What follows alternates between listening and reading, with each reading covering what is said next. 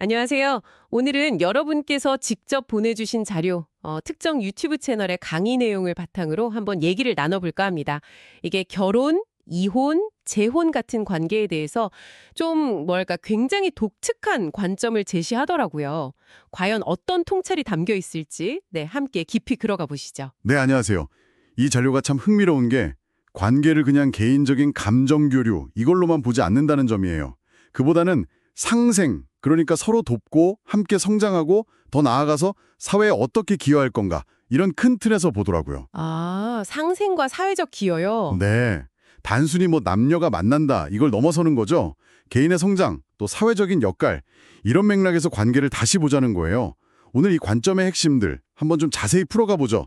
여러분이 주신 자료가 뭘 강조하는지 그 의미를 같이 한번 보시죠. 좋습니다. 그럼 바로 자료에서 말하는 관계의 본질, 특히 부부 인연의 핵심 가치부터 짚어볼까요?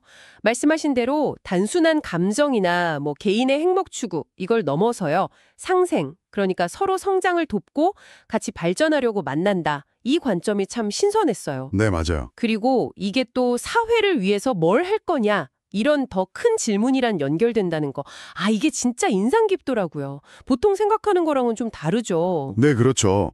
이 자료는 상생을 그냥 기본으로 깔고 가요. 단순히 서로 좋다 이걸 넘어서 각자 가진 재능이나 힘으로 상대방한테 진짜 도움을 주고 그걸로 같이 발전해야 한다. 이런 거죠. 실질적인 도움과 발전이군요. 네, 대구 여기서 후천 개벽 시대라는 말을 쓰면서 시대가 변했다는 걸 강조해요. 이게 뭐냐면 이제는 개인이 그냥 자기 자신만을 위해 사는 시대는 지났다는 거예요. 사회 전체에 어떤 좋은 영향을 주느냐 이게 중요해졌다는 거죠. 후천 개벽 시대. 그 용어가 좀 독특한데 그게 구체적으로 관계랑 어떻게 연결되는 건가요? 사회 기여랑 개인의 관계가 직접적으로 이어진다는 건가요? 네, 바로 그겁니다. 그게 이 자료의 핵심 주장 중 하나예요. 이 새로운 시대에는요, 개인이 사회에 빛나는 일, 그러니까 긍정적인 기여를 못하면 원래 가졌던 힘이 있잖아요. 예를 들면 경제력, 아니면 사회적 지위, 심지어는 건강까지도 점점 잃게 될 수 있다. 이렇게 좀 경고를 해요. 아, 정말요? 힘까지요? 그게 경제력이나 건강 같은 것까지요? 네네. 마치 그 사회 발전에 기여 안 하면 에너지를 다시 가져간다. 약간 이런 느낌. 그래서 결혼이라는 관계도 두 사람이 힘을 합쳐서 어떻게 사회에 더 좋은 기여를 할까 이런 공동 목표가 있어야 의미도 깊어지고 관계도 단단해진다 이렇게 보는 거죠. 와, 개인적인 만족을 넘어서 사회적인 책임감까지 생각해야 한다니 관계에 대한 무게가 확 느껴지는데요. 그렇죠. 그럼 반대로요, 관계가 좀 어긋나거나 깨지는 경우, 그러니까 이혼에 대해서는 이 자료가 어떻게 설명하나요? 이 자료는 이혼의 가장 근본적인 원인을 이념의 차이에서 찾아요. 여기서 말하는 이념이라는 게 그냥 성격 차이, 생활 방식 다름 이걸 넘어서는 거예요. 세상을 보는 관점, 가치관, 또 삶을 이해하는 어떤 깊이나 수준, 이런 게 근본적으로 안 맞는 거죠. 아, 이념의 차이. 네. 생각하는 방향이나 중요하게 여기는 가치가 너무 달라서 이거 같이 가기 힘들다. 이런 상태를 말하는 거죠. 그리고 그 이후 과정에 대해서는 좀 어떤 조언 같은 게 있나요? 여기서 이 자료가 특히 강조하는 게 이혼할 때의 동기예요. 만약에 상대방의 미래를 진짜 걱정하고 위하는 마음에서 아니면 서로의 발전을 위해서 어쩔 수 없이 헤어진다 이러면요. 비록 헤어지더라도 그 경험이 다음 인연이나 삶에 좀 긍정적인 걸음이 될 수 있다고 봐요. 아, 동기가 중요하군요.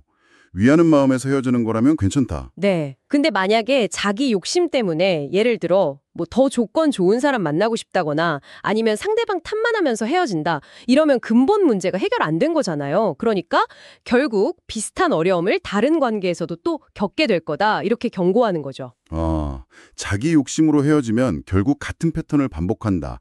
그래서 자료에서 공부를 새로 해야 된다. 험한 것을 다시 맛보게 된다. 이런 표현이 나온 거군요. 네, 맞습니다.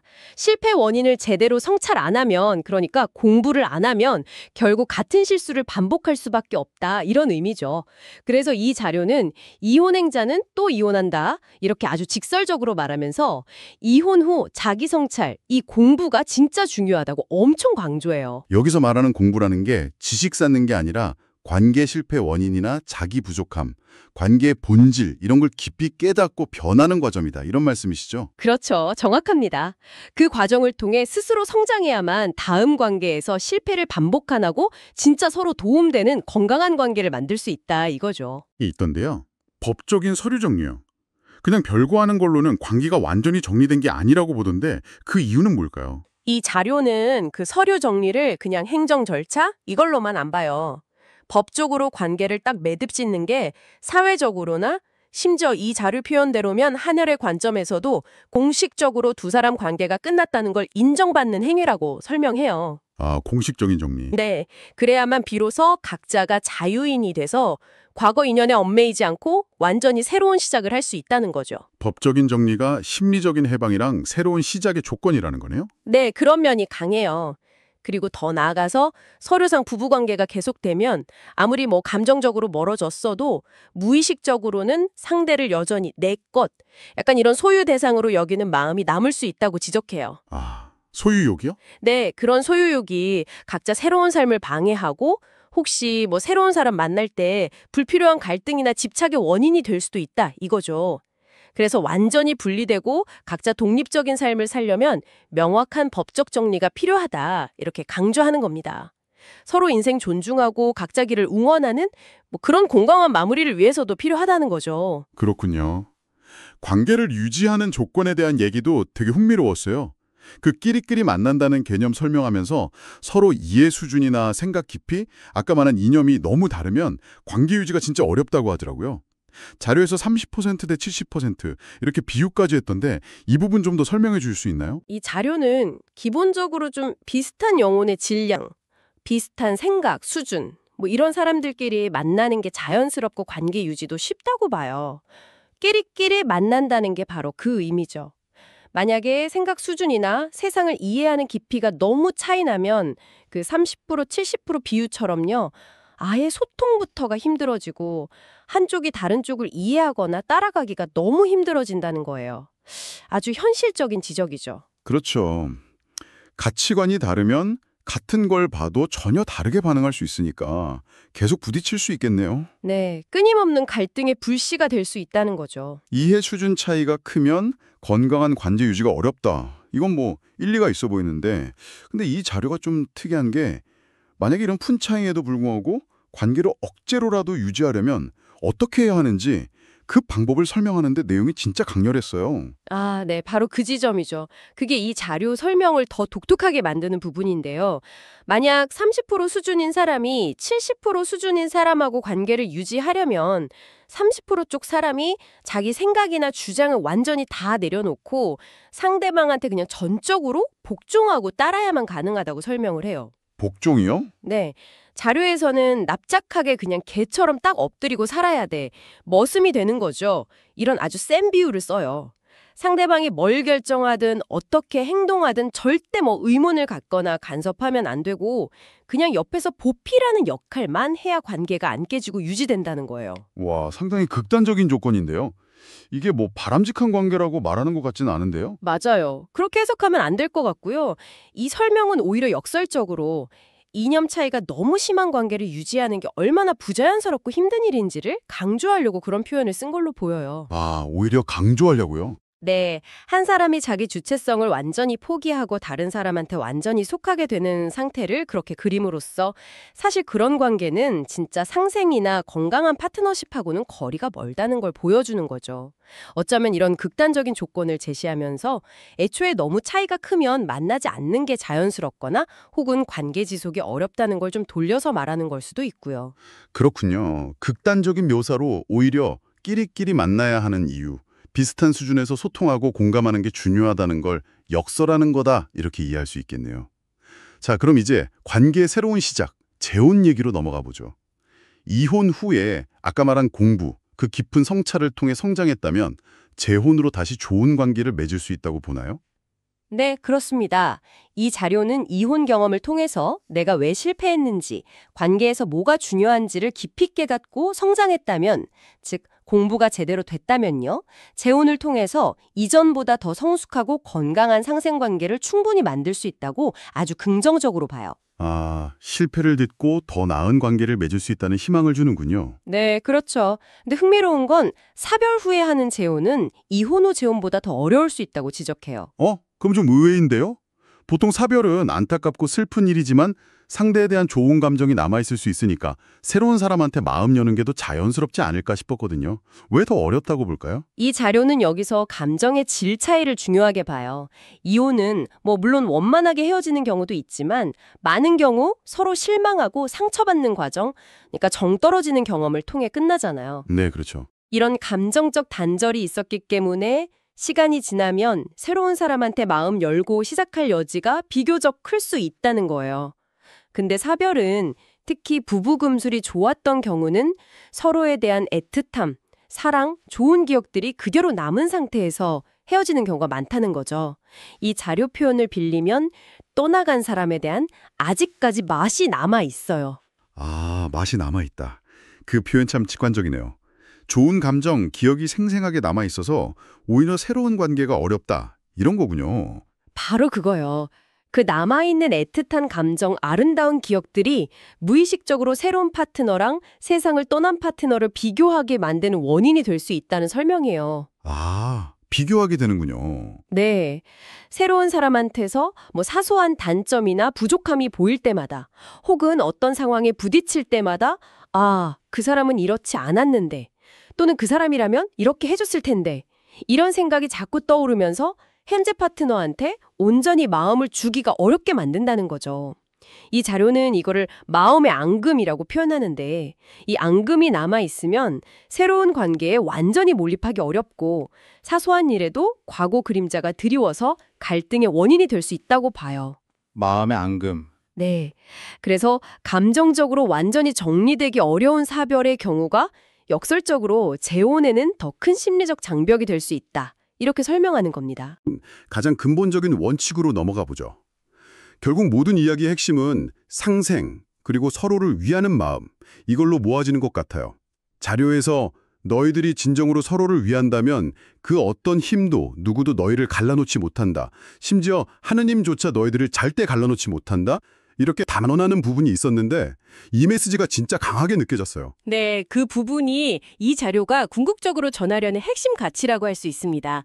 관계를 지탱하고 건강하게 만드는 가장 강력한 힘은 바로 서로를 진심으로 아끼고 존중하고 배려하는 마음, 즉 위하는 마음에 있다는 거예요.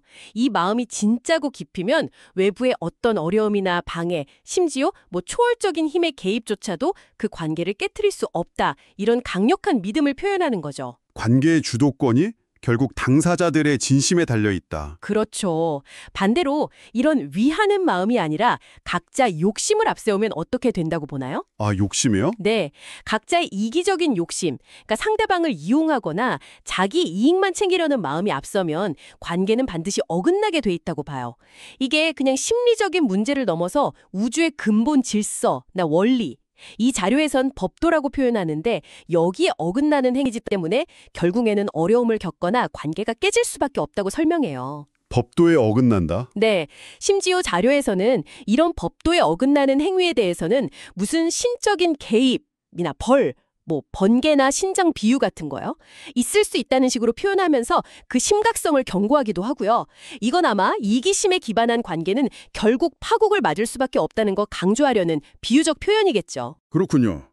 결국 관계의 상표는 서로를 위하는 마음에 달렸고 이기심은 관계를 파괴하는 근본 원인이다. 네, 이런 관점이 현 시대를 인본 시대, 즉 인간의 노력이 중요해진 시대로 규정하는 것과도 자연스럽게 연결되는 것 같아요. 과거처럼 운명이나 사주팔자에 의존하는 게 아니라 이제는 너희들 노력하게 달렸다고 말하는 것처럼요. 아, 정확히 그 지점을 짚어주셨네요. 이 자료는 우리가 사는 지금 시대를 인간이 중심이 돼서 자기 삶과 세상을 만들어 나가야 하는 인본 시대로 정의해요.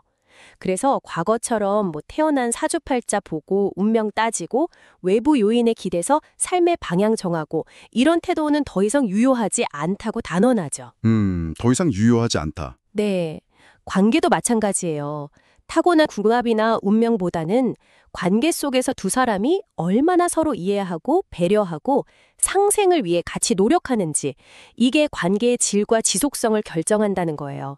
즉, 모든 건 정해진 운명이 아니라 우리 자신의 노력과 올바른 분별, 그리고 실천, 여기에 달려있다는 주체적인 태도를 엄청 강조하는 거죠.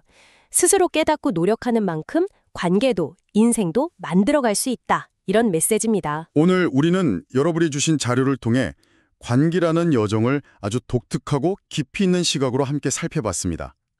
결혼은 개인적 행복을 넘어 상생과 사회적 기여라는 더 큰 의미를 지향해야 한다는 점, 또 이혼의 근본 원인은 이념 차이에 있고 이후 깊은 성찰, 공부가 필수라는 점, 네, 그 공부가 참 중요했죠. 그리고 법적 서류 정리의 중요성, 나아가 애틋한 감정이 남는 사별 후 재혼이 오히려 더 큰 심리적 어려움을 가질 수 있다는 섬세한 분석까지요. 무엇보다 이 모든 걸 관통하는 핵심 원칙은 바로 서로를 진심으로 위하는 마음이며, 이게 관계를 지키는 가장 강력한 힘이라는 메시지가 참 깊은 울림을 주었습니다. 여러분은 오늘 이야기 들으시면서 어떤 생각들 하셨나요? 이 자료가 처음부터 끝까지 강조하는 건 결국 우리가 사는 이 시대에는 운명의 기대기보다는 개인의 주체적인 노력과 세상을 바르게 보는 분별력이 무엇보다 중요하다는 점인 것 같아요. 관계 역시 마찬가지죠. 외부 조건이나 정해진 틀에 의존하기보다 관계 안에서 끊임없이 나를 돌아보고 상대를 진심으로 위하는 마음을 배우고 실천하는 그 과정 자체가 행복한 관계를 만들고 또 의미 있는 삶을 사는 핵심 동력이라는 겁니다. 네, 노력과 분별, 그리고 실천. 네, 여기서 한 걸음 더 나아가서요. 오늘 우리가 같이 살펴본 이 상생과 서로를 위하는 마음이라는 원칙 있잖아요. 이걸 단지 부부 관계에만 한정하지 말고요. 여러분이 삶에서 맺는 다른 모든 중요한 인간관계들, 가족, 친구, 직장 동료와의 관계에도 의식적으로 한번 적용해보면 어떨까, 이런 생각을 해봅니다. 아, 모든 관계예요? 네, 만약 그렇게 한다면 여러분의 관계 속에서 그리고 여러분 삶 전체에서 어떤 새로운 변화와 성장이 일어날 수 있을지 한번 깊이 생각해 보시는 것도 의미 있는 시간이 될 것 같습니다. 이 질문에 대한 답은 아마 여러분 각자의 마음속 깊은 곳에서 발견될 수 있지 않을까 싶네요.